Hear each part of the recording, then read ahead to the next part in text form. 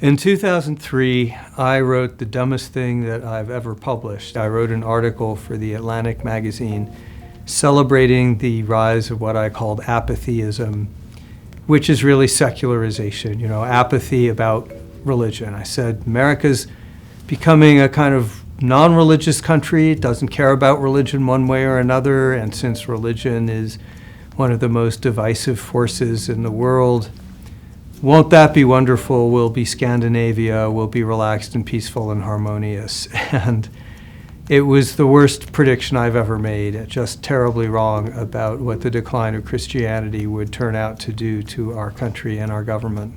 Christianity, specifically white Protestantism, is a load-bearing wall in our democracy because for social reasons, it gives people connections so that they don't feel as lonely or lost. For moral reasons, it gives people a sense of why they're on the planet and what to do with this freedom that the founders gave us. And for governing reasons, for political reasons, the founders told us, they all said this, Washington, Adams, Jefferson, Madison, they all said, we're giving you a republic if you can keep it, but the Constitution doesn't just take care of itself. It needs a substrate of Republican virtues, and those need to come from civil society and education and schools, but also from faith, from religion, which is where those values spring from. So it turns out when faith collapses, people turn to substitutes like Wicca and wokeness and MAGA, and they bring they turn their politics. Partisanship is the new religion in America, and it's pulling us apart.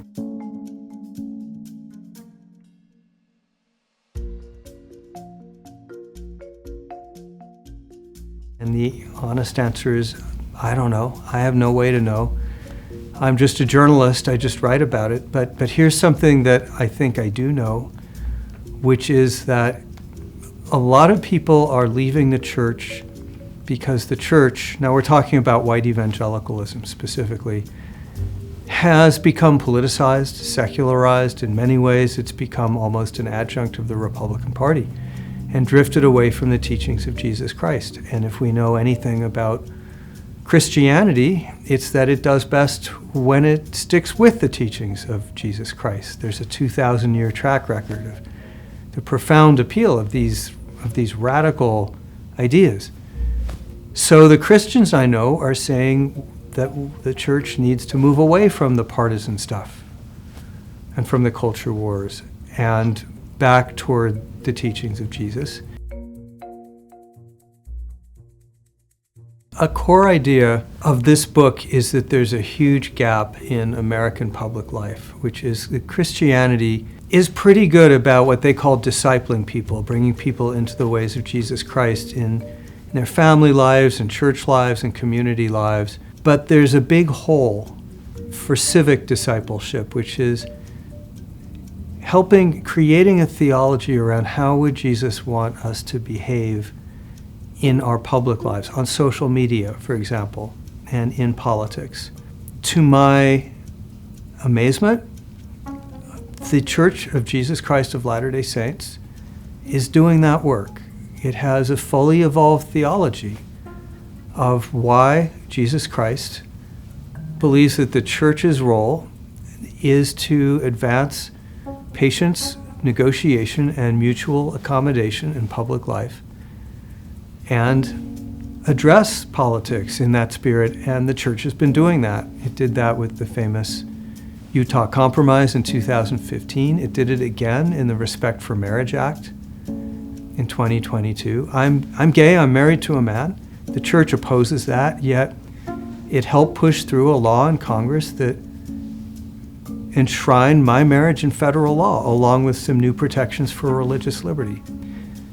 So that, to me, it's a countercultural model of a very different path for American Christianity, one that brings the teachings of Christ and James Madison, the Constitution, into closer alignment. What theologians say are the three principal teachings of Christianity, if you had to sum it up standing in one leg, map very well onto the three core values of our Constitution and liberal democracy, which is the philosophy behind it. Those three values are, number one, don't be afraid. Number two, imitate Jesus. And number three, forgive each other. If you do those things, you're, according to Christians, behaving in a Christ-like way. Well, I'm not a Christian, but I see those same values at the core of the civic culture that upholds and supports our Constitution and that the founders wanted to inculcate. Be not afraid translates into, look, sometimes you're going to lose an election. Don't approach that with panic or fear. Approach it as an opportunity to share the country, learn from the other side, and come back better in the future. That's rotation in office, right? That's the core of our democracy. Number two, be like Jesus. Jesus teaches equality, and he teaches the dignity of all human beings. He teaches that if we have to care for the least of these, the marginal. So those are all core teachings of liberalism, back to the origination of it in John Locke, which is you have to protect your minorities against tyranny of the majority. You have to treat all individuals as ends in themselves, never just as means to an end. And you have to believe in the fundamental equal dignity and worth of all individuals. Those things are very close, and not coincidentally. And then the third, the Christian pillar is forgive each other. It is God's job to judge, not ours. I am your retribution. That's not a very Christian sentiment. In Madisonian language, that translates to toleration and pluralism. It means share the country. It means when you win an election, on the other hand, don't try to crush the other side. Don't try to drink their tears and salt the soil. That whole way of talking about politics, that it's about winning and defeating, that's wrong. When you're in office, you show forbearance. You behave toward your political adversaries or opponents the way you hope they will behave someday when they're in charge and you're in the minority. So these things are very closely aligned. They work together. They're stronger together. In a word, no. I hope that he can patch together an administration that is competent and serious about policy and makes the country stronger.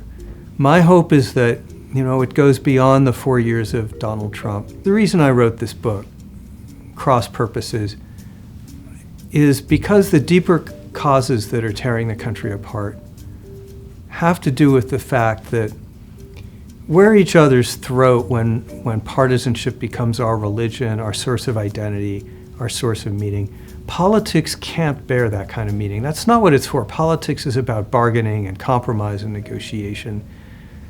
And my hope is that if Christians can restore more of those liberal teachings of the gospel of Jesus, and if they can rebuild some of that sense of community and some of the church that will bring people together and give them higher reasons for being than just beating up on the other side in politics, that can make it easier to govern this country. Maybe it's a wild hope, but it's a hope.